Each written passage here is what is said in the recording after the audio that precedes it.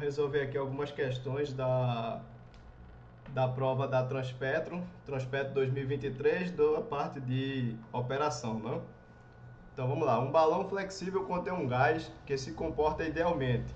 Na situação inicial, o volume ocupado pelo gás é 35 metros cúbicos, com 25 graus Celsius e 1 atm de pressão. Considere o aquecimento do balão com expansão do volume para 50 metros cúbicos, de tal forma que a pressão permaneceu constante. Então aqui, ó, você tem uma transformação que ela foi isobárica.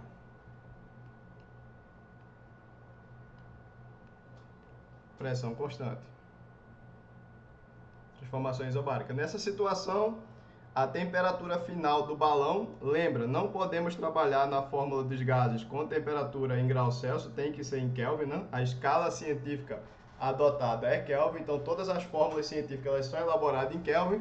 Apenas quando a gente está trabalhando com variação de temperatura, ou seja, quando a gente está trabalhando com ΔT, é que a gente consegue deixar a temperatura em graus Celsius mesmo, porque o ΔT de Kelvin ele coincide com o ΔT de Celsius, tá? O intervalo é o mesmo, mas aqui no caso ele não é o intervalo, aqui a gente está trabalhando com a temperatura em si, né? Então vamos lá, na transformação a gente tem a fórmula P1 V1 dividido por T1 tem que ser igual a P2 V2 dividido por T2. E aí o que a gente tem? Pressão é constante, a transformação foi isobárica, então a pressão ela pode sair. A nossa temperatura 1 ela é igual a 25 graus Celsius, que somando com 273, a gente tem 298 Kelvin. Ok? E aí ele quer a nossa temperatura 2, cuidado porque ele quer a resposta da temperatura 2 em Kelvin. Então o valor que a gente vai encontrar a gente já pode marcar na alternativa. Tem que ficar atento porque às vezes ele pede em graus Celsius. Então a gente vai fazer a conta, vai achar em Kelvin e teria que retornar para graus Celsius. Não é o caso aqui. Então o nosso volume 1 é 35. A nossa temperatura 1 é 298. O nosso volume final é 50. E a nossa temperatura final é o que a gente quer saber, T2. Então 35 vezes T2 é igual a 50 vezes 298. Se a gente simplificar isso aqui por 5, aqui vai dar 7 e aqui vai dar 10. E aí quando você fizer essa conta, T2 vai ser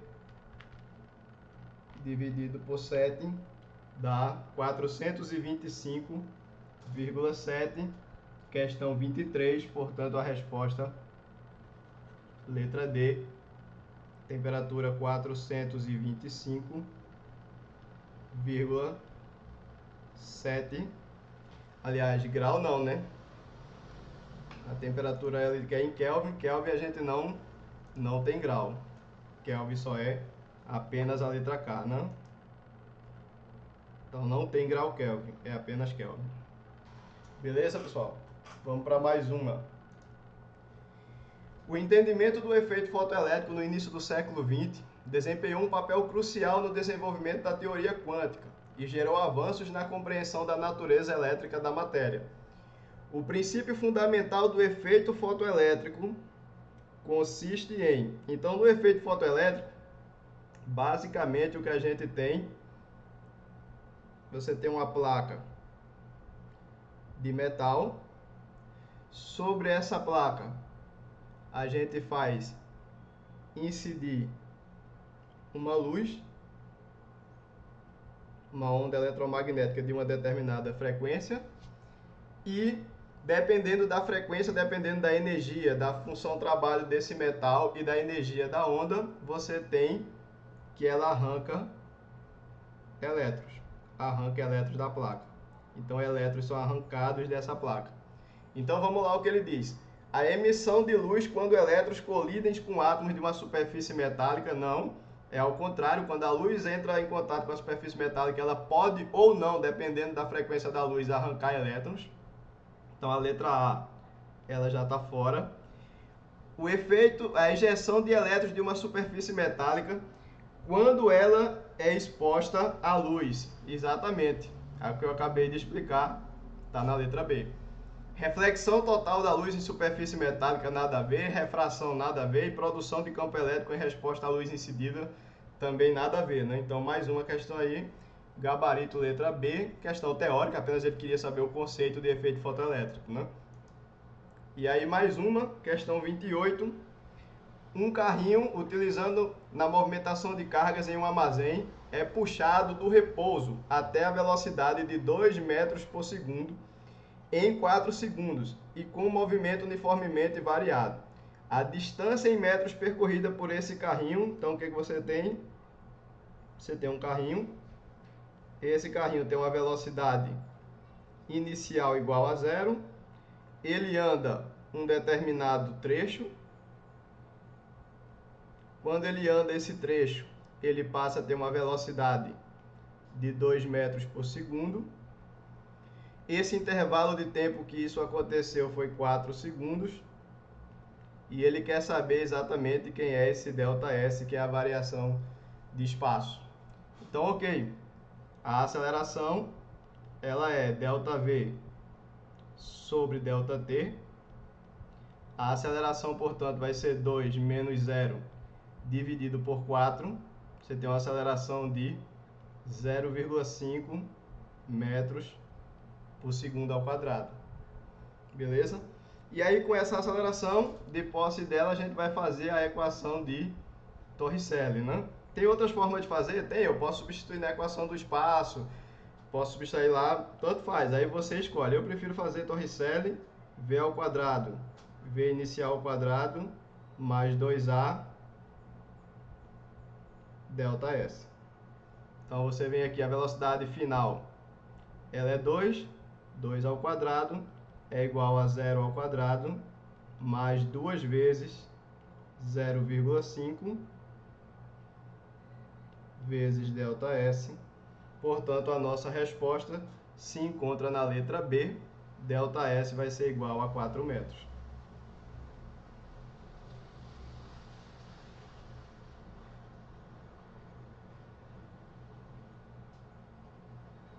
Então, ΔS igual a 4 metros. Próxima questão. O descarregamento de uma caixa de massa M é realizado com deslizamento da caixa por um plano inclinado alfa, de inclinação alfa, com graus entre 10 e 30 graus, conforme mostra a figura. Considerando-se nulo o atrito entre a caixa e o plano, e sendo G a aceleração da gravidade, ele quer saber a aceleração de deslizamento, ou seja, a aceleração com que essa caixa vai descer isso aí. O que a gente pode avaliar dela? Bom, então vamos lá. Essa caixa, ela vai ter duas componentes de peso. O peso dela está aqui. Ela vai gerar aqui para a gente um PY. Ela vai gerar aqui para a gente um PX. E aqui ela vai ter a sua força normal. Como ela não tem força de atrito, o PY e a normal não interessa para a gente. Esse ângulo alfa está aqui sempre entre o peso e o PY. Então, portanto, o meu PX, que é quem determina a aceleração, ele vai ser igual ao peso vezes o seno de alfa. Então, quem é o PX é a força resultante, é a única força que está atuando. O PX vai ser igual a massa vezes a aceleração. Sendo que quem é PX? PX é o peso, mg, vezes o seno de alfa. Então, vamos lá. M de um lado, M do outro eu posso cortar. Então, portanto, a minha aceleração ela vai ser igual a G vezes seno de alfa. Então, vamos agora para as alternativas. A aceleração é nula? Não. É igual à gravidade? Não, não é igual à gravidade porque o ângulo ele já é maior do que zero. Então, não tem como ele ser igual à gravidade, né? Para ele ser igual à gravidade, o ângulo teria que ser 90 por ser no C1, e aí ele seria igual à gravidade. Então não tem, o ângulo varia entre 10 e 30. Independe do ângulo, não, depende do ângulo aqui, ó, quando o ângulo variar, a aceleração varia, né? É proporcional à massa? Não tem massa na fórmula, a massa ela é cortada de um lado e do outro, ou seja, independe da massa, que é exatamente a letra D, independe da massa, ok? Então vamos para mais uma.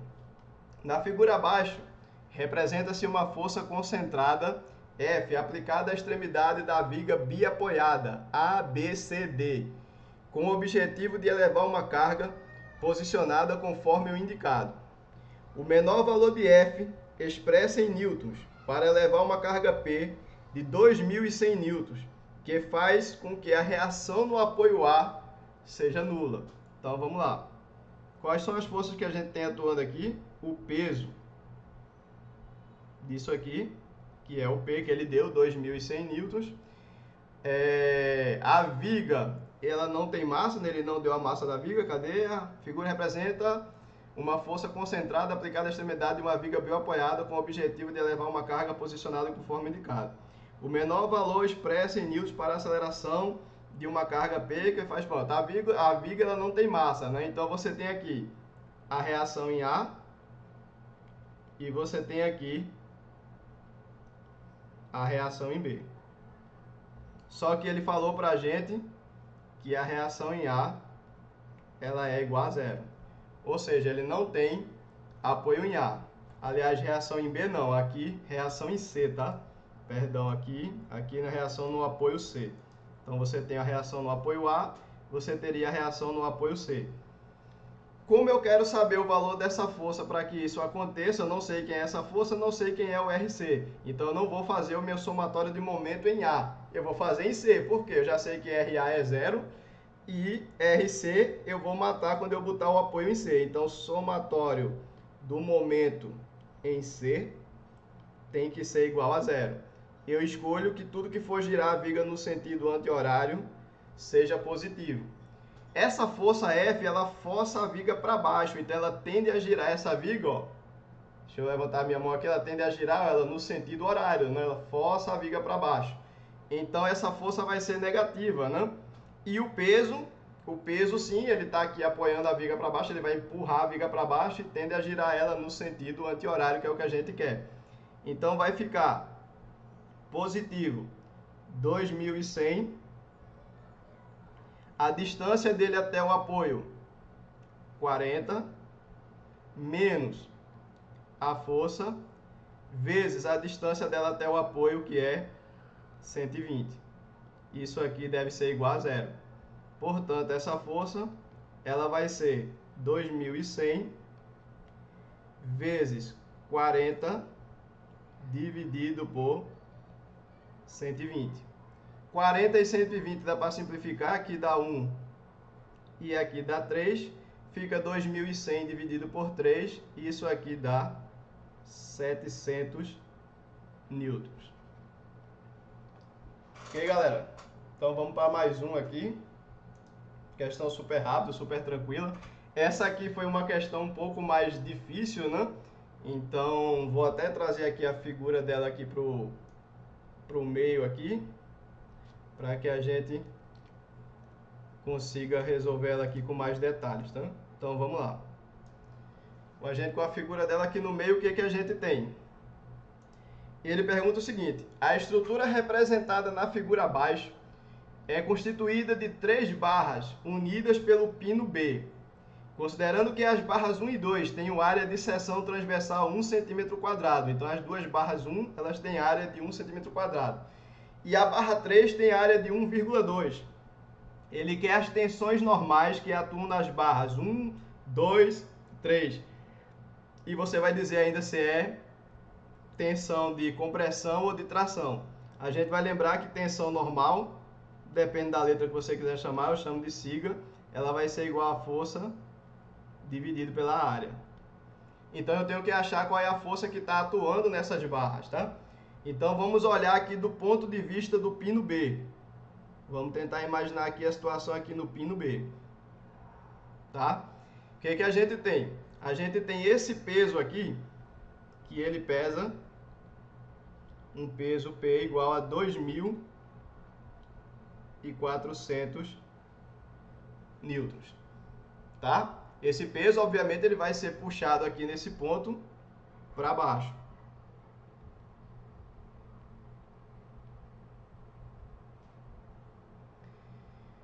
E aí o que a gente tem? A gente vai ter duas forças que vêm dessas duas barras aqui. As forças são iguais porque os ângulos aqui são iguais. Então você vai ter uma tração para cá e outra. Aliás, eu não vou nem chamar de tração para a gente já não ficar enviesado lá na hora de marcar. Eu vou chamar de F, né? A gente tem uma força F para cá, a gente tem uma outra força F para cá. As duas são iguais, então as suas componentes horizontais elas vão se anular. Então a componente aqui, Fx desse lado, vai se anular com Fx desse outro lado aqui. Então elas não vão fazer efeito. E aqui a gente vai ter 2Fy. Por que 2Fy? Porque vai ter um Fy vindo da direita e outro vindo da esquerda, né? Aqui é o ângulo de 30 graus. O ângulo de 30 é com a horizontal, então ele permanece aqui. Então eu sei que Fy ele vai ser igual a F vezes o seno de 30. Beleza. E aí, para equilibrar o peso, 2F seno de 30 vai ser igual a esse peso P aí, que é 2.400. 2 vezes F seno de 30 é 1 sobre 2, é igual a 2.400. Então quer dizer que cada F desse aí vale o próprio 2.400 newton. Então a gente já resolveu a primeira situação. Então a força ela vai ser a mesma nas três barras. O que vai diferenciar então as áreas, tá? Então vamos lá. Sigma de 1 vai ser igual a da barra 2, porque as duas têm a mesma seção transversal, né? Então as barras 1 e 2 elas têm 1 centímetro quadrado, né? Então quando a gente fizer isso aqui vai dar 2.400 newtons dividido por 1 centímetro quadrado. Quando você fizer isso aí, essa resposta ela vai dar em megapascal. Ela vai dar em megapascal exatamente 24 megapascal. Lembre-se que centímetro quadrado seria 10 a menos 4 metros, tá? Então, quando você fizer isso aí, vai dar 24 megapascal, né? E aí, a gente faz também agora o da barra 3. Sigma 3 igual a 2.400 dividido por 1,2 centímetro quadrado. De novo, você tem newton dividido por centímetro quadrado. 2.400 newtons dividido por centímetro quadrado. Isso aí vai dar 20 megapascal. Tá, Jean, mas e agora? Por quê? Porque tem duas alternativas aí que ele dá os mesmos valores. Então não adianta para mim só saber os valores. Eu preciso saber quem é que é de tração e quem é que é de compressão. Então vamos lá. Visualmente a gente já conseguiria ver. Mas vamos olhar aqui, ó. A barra 3, que é essa aqui. E aí vocês vão me desculpar o desenho, que obviamente não vai ficar muito bonito, né? Você tem a barra 3, ela está sendo puxada aqui com esse peso. O pino, ele sustenta, então o pino, ele sente o peso para baixo. Você está puxando esse ponto aqui, que é o pino para baixo, por isso que eu botei o peso aqui para baixo. Mas é um par de ação e reação, então se a barra puxa o pino para baixo, o pino puxa a barra para cima. Ou seja, essa barra 3 ela está sob uma força de tração. E as outras barras, a mesma coisa. Vou desenhar só uma e aí vocês entendam que vale para as duas dos dois lados, tá? Então você tem essa barra inclinada e você tem um apoio aqui nesse pino e o apoio aqui nesse outro pino embaixo. A força que a gente desenhou no pino, ó, é puxando. O pino está sendo puxado para cima, a força empurra o pino para cima, então por isso que eu desenhei a força aqui para cima. Mas se a força empurra o pino para cima, o pino reage na barra, empurrando a barra para baixo. Então você vai ter essa força F para baixo. E aqui a mesma coisa, a barra pressiona o pino A e o pino A responde com a força F. Então todas as duas estão sob força de compressão. Beleza, pessoal? Então a alternativa que a gente vai marcar vai ser a letra D, compressão, compressão e tração, né? E a resposta é 24, 24 e 20, né? Beleza? Espero ter ficado claro. A questão aí um pouco mais trabalhosa. Na hora da prova eu também fiz essa questão um pouco mais calma, né? Ela realmente era uma questão que queria mais atenção, mas era uma questão, ao meu ponto de ver, tranquila para se acertar, né? Era aquela questão que você ia perder só um pouquinho mais de tempo, né? E aí vamos lá, mais uma. O Sistema Internacional de Unidades admite a utilização de múltiplos e submúltiplos. Uma força de 1 kN que atua no sentido de comprimir uma barra cuja seção transversal é de 5 cm², provocará uma tensão normal compressiva expressa em... Então você vai lembrar de novo que a gente acabou de fazer, que essa tensão normal, esse sigmazinho, ele é igual a força dividido pela área. Se ele é a força dividido pela área, o que que a gente vai ter? 1000 newtons dividido por 5 centímetro quadrado, né? E aí você tem exatamente 1000 newtons dividido por 5 vezes 10 elevado a menos 4 metro quadrado, tá? E aí quando você fizer isso, você vai dividir 1000 dividido por 5 vezes 10 elevado a menos 4. E aí você vai encontrar 2 10 elevado a sexta Newton por metro quadrado, sendo que Newton por metro quadrado ele é Pascal. E 10 elevado a sexta eu posso transformar em megapascal. Ou seja, é exatamente o que ele quer, a alternativa D, 2 megapascal. E aí mais uma questão interessante. Considere uma força magnética atuando em um condutor retilíneo de comprimento L, percorrido por uma corrente I. Esse condutor está imerso em uma região onde existe um campo magnético uniforme que forma um ângulo θ com um condutor. Essa força magnética é representada pela seguinte equação. Bom, aqui para quem estudou já sabe direto que essa alternativa é a letra A, né? Aqui é fórmula mesmo, não tem fazer, era lembrar da fórmula. Se você lembrasse da fórmula que atua sobre uma carga, você também poderia deduzir. A força magnética que atua sobre uma carga é Q vezes V vezes B vezes o seno de θ. Tá, mas como é que eu vou chegar na do fio, Jean? Simples, porque uma corrente elétrica, se você colocar um fio aqui, ó, e aí de novo, me perdoe o desenho, aqui não vai ficar nada bom, mas se você tem um fio que ele é percorrido por uma corrente, o que que você tem são elétrons percorrendo esse fio. Se o fio tem comprimento L, quem é a velocidade? A velocidade vai ser o comprimento dividido pelo tempo, né? Se um elétron sai daqui, ó, e eu estou fazendo a velocidade do elétron, do movimento, o elétron sai daqui para ele chegar aqui, a velocidade dele vai ser a distância, o comprimento do fio, dividido pelo tempo que ele levou para percorrer. Tá, então coloca aí, M igual a Q, vezes o comprimento dividido pelo tempo, vezes B, vezes o seno de θ. Tá, e aí? E aí, ó, fácil, você vai lembrar o quê? Que carga dividido pelo tempo é igual a corrente. E aí você chega na nossa fórmula bioseno de θ, né? Fácil de lembrar. Na verdade, essa questão não precisava de nada disso, aí eu estou só demonstrando que se você, caso lembrasse só da fórmula da carga, ainda daria para fazer. Mas essa aí era uma questão que apenas era ler e meter a caneta na letra A e ir embora para outra, né? Não tinha o que fazer de cálculo e nada, não, era decoreba mesmo, né?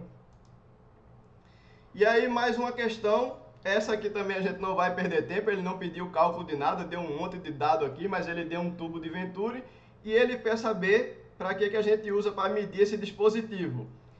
A questão ela se tornou muito fácil, porque se ela quisesse induzir o candidato ao erro, ela podia botar pressão. Às vezes algumas pessoas confundem, que acham que dá para medir pressão. Realmente aqui você consegue medir diferença de pressão se você souber as velocidades, né? Assim como você consegue medir as velocidades aqui dentro se você sabe a diferença de pressão. Mas aí as letras que ele deu foi absurdo. Calor, temperatura absoluta, temperatura relativa e viscosidade. Nada a ver, né? Então só sobrou pra gente a letra D, vazão, né? Questão extremamente fácil, né? Tenha nem o que parar para pensar, né? E aí mais uma questão boa, ele diz o seguinte: um recipiente cilíndrico de diâmetro igual a 12 metros, representado na figura abaixo, é aberto no topo e contém água, cuja densidade é igual a 1000 kg por metro cúbico, até a linha indicada. O nível da água no interior do reservatório está a uma altura de 10,8 metros e a tubulação de saída, um condutor circular, de 20 cm² de área de seção reta, está a uma altura H2 igual a 9 metros. Considerando-se a situação apresentada, ele quer que você determine a vazão, cuidado demais aqui, ó, em quilogramas por segundo, tá? Então, vamos lá. P1 mais ρ1 V1 ao quadrado sobre 2 mais ρ1 GH1 é igual P2 mais ρ2 V2 ao quadrado sobre 2 mais ρ2 GH2. Bom, o fluido é o mesmo, tá? Não tem diferença de fluido, obviamente, não teria como. Então, o ρ1 é igual ao ρ2, tá? A densidade é a mesma, porque o fluido é o mesmo. A pressão dos dois é a mesma, porque aqui está aberto, você tem aqui a pressão atmosférica, e aqui você está aberto também, você também tem a pressão atmosférica, né? Então, os dois aqui, pressão igual, pode sair. E agora vamos ao que interessa. Ó, o diâmetro do cilindro, ele é 12 metros, tá? Então, o diâmetro do cilindro é 12 metros. Contém água até a altura indicada, o nível do reservatório e olha a área do buraquinho embaixo, 20 cm². Para um diâmetro de 12 metros, você tem uma diferença de área gigante, né? Então, eu posso considerar que a velocidade aqui do lado 1, ela é praticamente zero. Ou seja, ρ multiplicado por V2 ao quadrado sobre 2, ele é igual a ρ G multiplicado por H1 menos H2. Tá, já na hora da prova, eu precisaria fazer isso aí tudinho? Não, você já sabe dessas aproximações tudinho, a sua fórmula na hora da prova seria direta essa daqui, né? E aí você ainda corta isso aqui com isso aqui, ó, não depende da massa específica. Na hora também daria para fazer isso aí direto. Então V, ele vai ser a raiz, velocidade em 2, ele vai ser a raiz de 2, multiplicado por G, que é 10, multiplicado por 10,8 menos 9. V2, portanto, vai ser, você tem 2 vezes 10 vezes 10,8 menos 9, dá 36. Essa velocidade, portanto, dá 6 metros por segundo. Ok, mas ele me pediu a vazão. E a vazão, ela vai ser igual à velocidade vezes a área. Ok, então vamos lá. Quem é a velocidade? 6 metros por segundo. Isso aqui vai ser igual a, vezes a área, 20 vezes 10 a menos 4 metros. E aí, quando você fizer isso aqui, a vazão aqui, ela vai ser igual a 6 vezes 20, dá 120,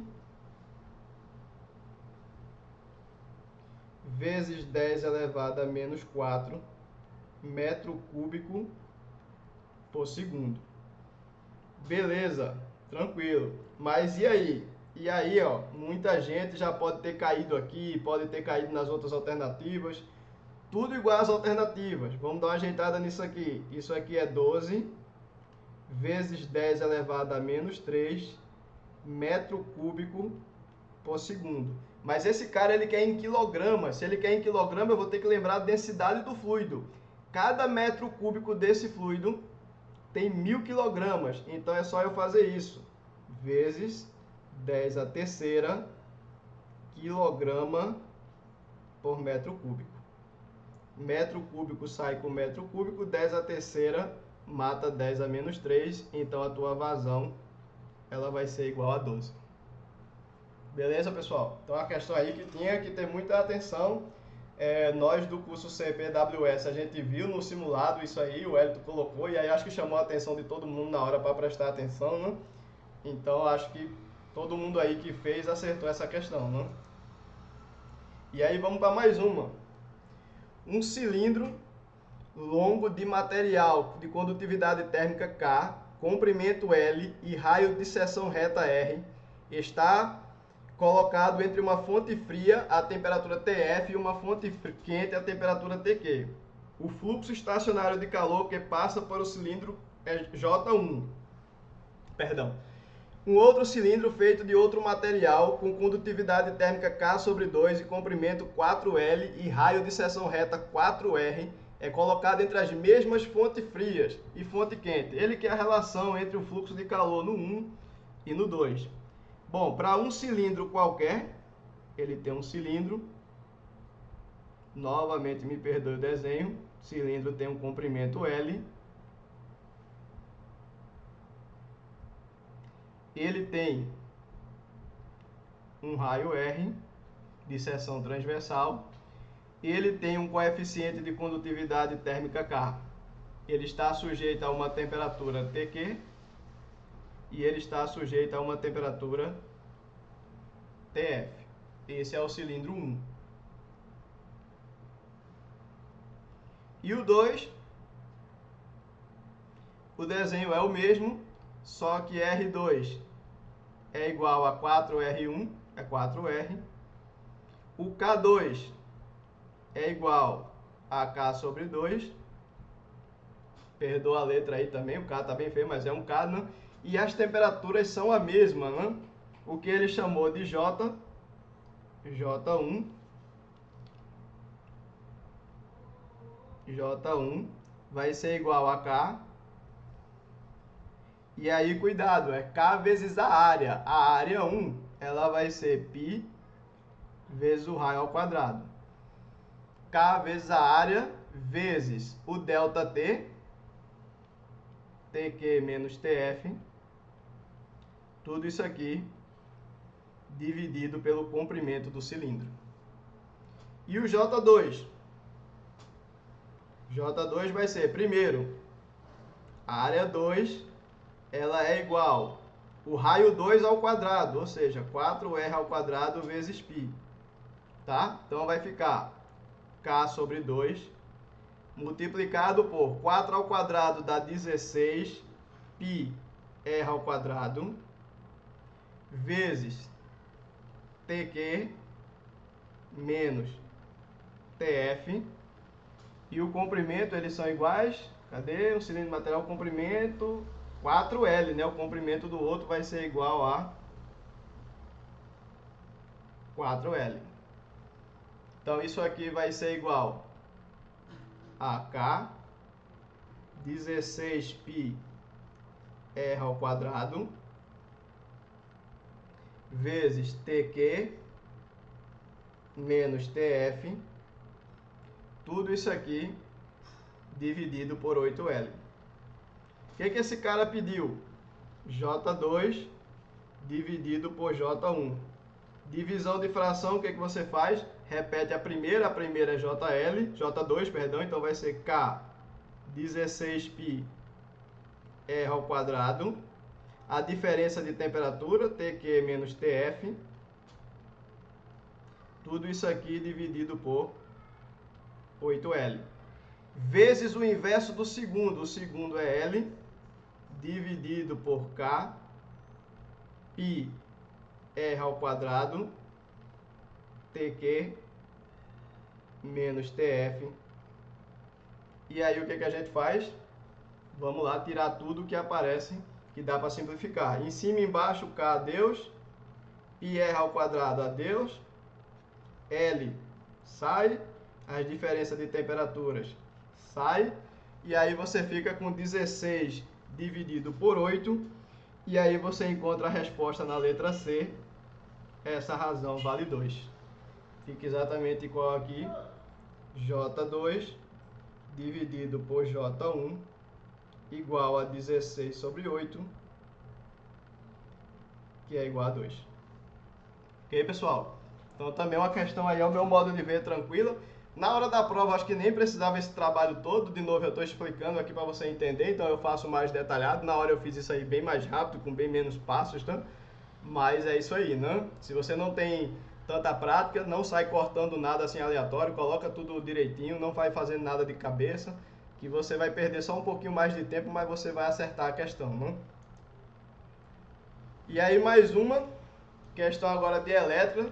Ele diz que um acelerador linear eletrostático com comprimento igual a 6 metros. Ele possui prótons que são acelerados a partir do repouso até uma velocidade de 4,10 a sexta metros por segundo. Ele quer saber qual é a diferença de potencial em kV na qual esse acelerador opera. Bom, para essa questão aí na hora da prova, eu tentei fazer o mínimo de cálculo possível, então eu usei teorema de que a variação de energia cinética ela é igual ao trabalho. E quem é o trabalho de uma carga elétrica? Quando eu movimento uma carga elétrica dentro de uma diferença de potencial, o trabalho vai ser a carga vezes a diferença de potencial.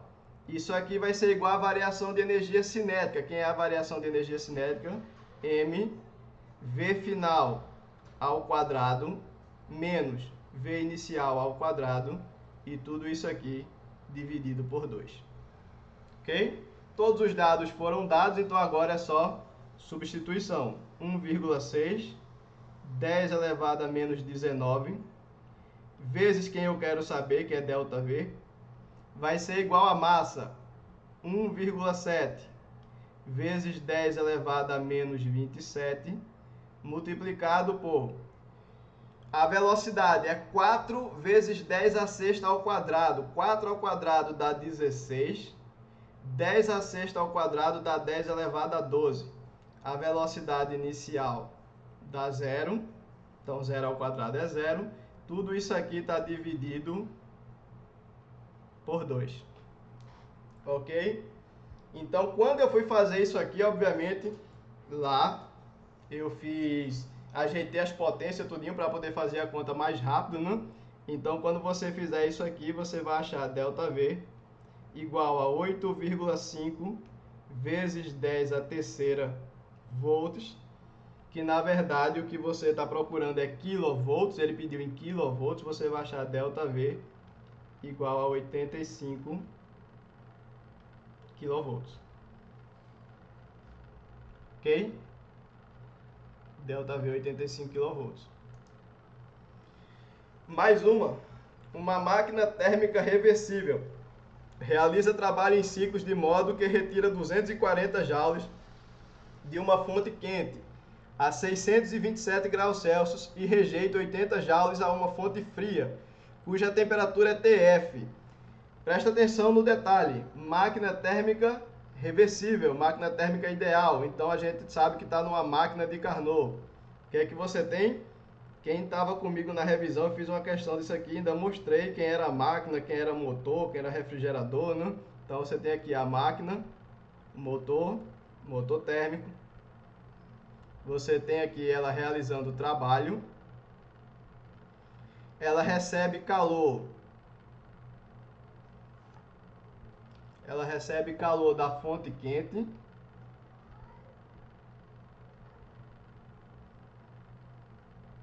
Q quente. Essa fonte ela está numa temperatura TQ. Uma parte ela vai realizar trabalho e a outra parte ela vai fazer o quê?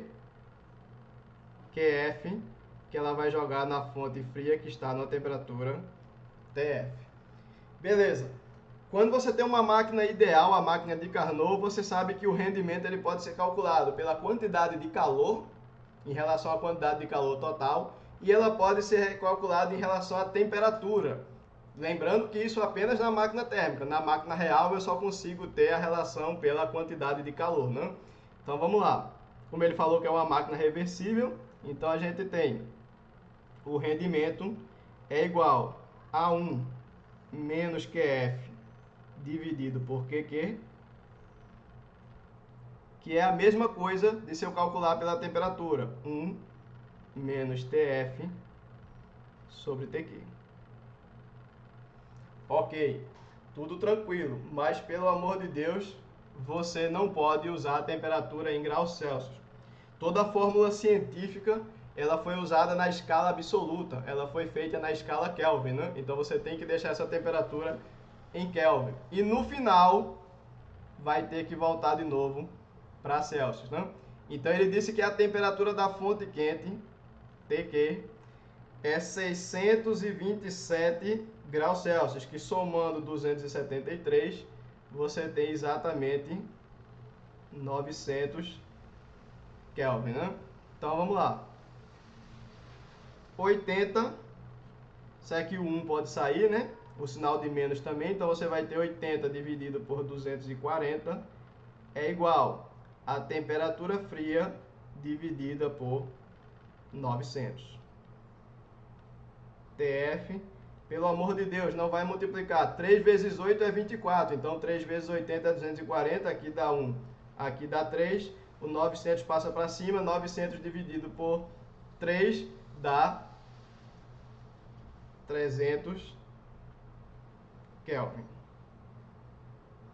Vou dizer para vocês que a prova ela foi muito generosa, porque ela poderia tranquilamente colocar esses 300 aí na alternativa e muita gente vai marcar. Por quê? Porque o aluno de exatas, ele adora quando tem um cálculo que dá lá na resposta, né? Ele já vai marcando, mas aqui eu tenho que subtrair 273, porque eu quero a temperatura em graus Celsius. Então a minha temperatura fria, ela é 27 graus Celsius. Beleza? Então vamos para mais uma, né? Ainda tem mais uma. A energia interna de um gás ideal diatômico depende apenas de sua temperatura. Esse gás ideal passa por um processo isotérmico. Pô, o cara foi bom demais, pô. Aí tu ainda diz que a prova não ajuda. O cara disse que a energia interna, ela só depende da temperatura. E depois ele diz que o processo é isotérmico. Se o processo é isotérmico, a temperatura permanece constante. Então, ΔU é igual a zero. Se a energia térmica só depende da temperatura, isso você deveria saber, ele não precisaria informar. Você deveria saber. E aí, você deixou essa informação aí de graça para você já conseguir montar a sua questão aí com facilidade, né?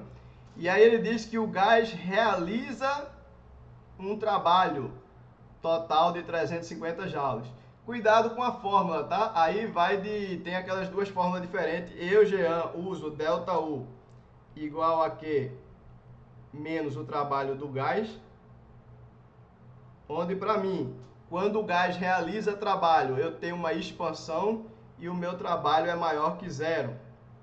Eu estou diante de uma expansão. Quando o gás sofre trabalho, o meu trabalho é menor que zero e o gás está numa compressão. Tá? O efeito é o mesmo. Se você coloca aqui mais, aí você inverte os sinais aqui, dá na mesma coisa, dá no mesmo conceito, dá no mesmo valor de conta e dá na mesma representação física do fenômeno. Não altera absolutamente nada, né? E aí você só tem que se ligar nisso. Escolhe um método, vê o que você gosta, vê o que você aprendeu. Eu aprendi assim, a aula que me deram que eu aprendi lá no início, quando eu estudei isso, foi assim. Eu ensino assim há muitos anos, eu trabalhei com livros que eram assim. Então eu gosto de usar assim, mas tem outros professores que utilizam a outra referência. Não muda nada, não dá para trabalhar tranquilamente com as duas, tá? Mas eu sugiro que você defina uma para você e faça só essa, né? Então vamos lá. Se o gás ele realiza trabalho, ele está numa expansão. Então você tem que esse trabalho que ele deu de 350, ele é mais 350 joules. Ok? Então, se ele é mais 350 joules, o ΔU é zero, então eu tenho que zero é igual a Q menos 350 joules. Tá? E aí o Q, ele vai para o outro lado, ele também vai ser igual a mais 350 joules. Tá? Mas quando o trabalho do gás é positivo, perdão, quando o calor que o gás é positivo, esse calor ele foi absorvido, ele foi aceito pelo gás, ele foi recebido pelo gás, o gás recebeu esse calor. Então só pode ser a alternativa B, 350, calor absorvido pelo gás. Claro que a prova iria botar as outras duas alternativas, a outra alternativa possível, que era, ela sempre vai querer o valor numérico, mas não só o valor numérico, ela quer que você saiba também o que foi que aconteceu no fenômeno, né? E aí mais uma teórica também, né? A gente está aí diante de uma questão de teoria também. 54. Um grande ímã, ele gera em uma região do espaço um campo magnético uniforme, orientado verticalmente para cima. Um feixe de elétrons é lançado horizontalmente nessa região. Logo após entrar nessa região, o feixe de elétrons é... Vamos lá. Primeiro, eu tenho um campo magnético que ele é orientado horizontalmente, cadê? Ele é orientado verticalmente para cima. Então eu tenho aqui B. E ele diz que um elétron é lançado horizontalmente, ele dá a direção horizontal, mas ele não me dá o sentido, então não permite para mim saber se essa deflexão ela é para cima ou para baixo, porque vai depender do sentido que ele vem. Regra da mão direita, né? Então você vai colocar as mãos, os dedos aqui da mão apontando na direção do campo e o polegar apontando na direção da velocidade. E a palma da sua mão vai dar o sentido do movimento. Como é um elétron, inclusive carga negativa, esse sentido ainda fica invertido. Na verdade, seria as costas da mão, tá? E aí, o que que você tem? Não precisa nem se preocupar, porque as alternativas elas já começam a mostrar o absurdo, né? Se ele está horizontal, seja para esse sentido. Vamos botar aqui 1, ou seja, no sentido contrário, vamos botar aqui 2. Esse campo, se for no sentido 1, campo para cima e ó, a palma da minha mão, a velocidade apontando no sentido 1, é que na verdade aqui na transmissão ele fica ao contrário, né? Mas aí você faz o polegar da sua mão apontando no sentido 1, as costas vai ficar entrando na tela, então você teria uma deflexão entrando na tela. E no sentido 2, obviamente, o oposto, saindo na tela. Aí ele diz, defletido no plano horizontal, perpendicularmente à direção da sua velocidade, que é a letra E. Correto. Eu não posso dizer qual é o sentido, mas eu sei que é horizontal, entrando ou saindo da tela, né? E é perpendicular tanto à velocidade quanto ao campo, né? E aí os outros absurdos, tá? Acelerado, mantendo sua direção original, não. Freado, não. Defletido para cima ou para baixo da direção do campo, sem chance, né? Então, questão aí muito fácil também, né? E aí, mais uma questão de elétrica, né? Questão 55, né? Vamos lá. Uma partícula pontual A, de massa 1,5 vezes 10 a menos 6, tem carga elétrica igual a mais 2 vezes 10 a menos 6 coulomb e está fixa na origem no eixo X. Então, você tem aqui, ó, o eixo X, aqui na origem, em X igual a 0, você tem uma carga positiva, cuja carga é 2 microcoulomb, né? 10 a menos 6. Tá? Quando a gente for botar na conta, a gente representa o 10 a menos 6. E está fixa na origem. A outra carga está na posição X igual a 4 centímetros. 4 centímetros, tá? Se encontra outra partícula B. Então aqui você tem uma partícula A e aqui você tem uma partícula B. E a partícula B, ela tem o dobro da carga elétrica da partícula A. Se ela tem o dobro da carga elétrica da partícula A, subentende-se que é a mesma carga positiva com o valor dobrado. Então você tem uma carga positiva de 4 microcoulomb. O módulo em newtons e o sentido da força sentida, presta atenção na questão, porque ele quer a força que a partícula A está sentindo, né? O valor da força é a mesma, porque a força de interação elétrica ela é mútua, né? O valor é a mesma, sendo que A sente essa força nesse sentido negativo de X, enquanto que B sente essa mesma força no sentido positivo de X, tá? Então essa é a diferença, né? Então o valor ele é sentido no sentido negativo de X, tá? Só que infelizmente eu tenho duas respostas, não dá para mim resolver só com isso, eu tenho que calcular realmente o valor da força. A força vai ser igual a K, QA vezes QB, módulo, tá? Não vou botar o módulo aqui, você sabe que é o módulo, não desconsidera o sinal, dividido pela distância ao quadrado. Então essa força, ela vai ser 9, 10 elevado a nona, vezes 2, vezes 4. 10 a menos 6 com 10 a menos 6 fica 10 a menos 12. E tudo isso aqui dividido pela distância ao quadrado. Cuidado que a distância está em centímetros e deve estar em metro. Então fica isso aqui, 4, 10 a menos 2 metros. Ao quadrado vai ficar 16, 10 elevado a menos 4, né? Ok? E aí, ó, 2 vezes 4, 8 com 16 fica 1 sobre 2. 9 dividido por 2 dá 4,5. Então isso aqui vai dar a letra B, 45, no sentido negativo de X, tá? E aí, para a gente concluir, questão teórica, questão de número 56. Nessa questão 56, você vai ter o seguinte, que a figura abaixo são mostrados 3 vasos A, B e C, abertos para a atmosfera. Esses vasos têm formas diferentes, mas foram preenchidos com água até o mesmo nível. Opa, e qual é o teorema? Que a pressão hidrostática ela é ρ, densidade do fluido, G vezes a altura. Nessa fórmula você está vendo alguma coisa relacionada ao formato do vaso, a geometria, alguma coisa? Não, você não está vendo nada disso. Você sabe que ela só depende da massa específica do fluido, então se o fluido é o mesmo, vai ser a mesma pressão. A gravidade é a mesma para todos e a altura é a mesma para todos. Todos estão abertos, então todos estão sujeitos à pressão atmosférica. Sendo assim, a pressão no fundo A, B e C, ela vai ser todas iguais, letra C. Beleza, galera? Então, foi isso. Eram essas questões de física. Eu vou ver se eu ainda consigo resolver as de química.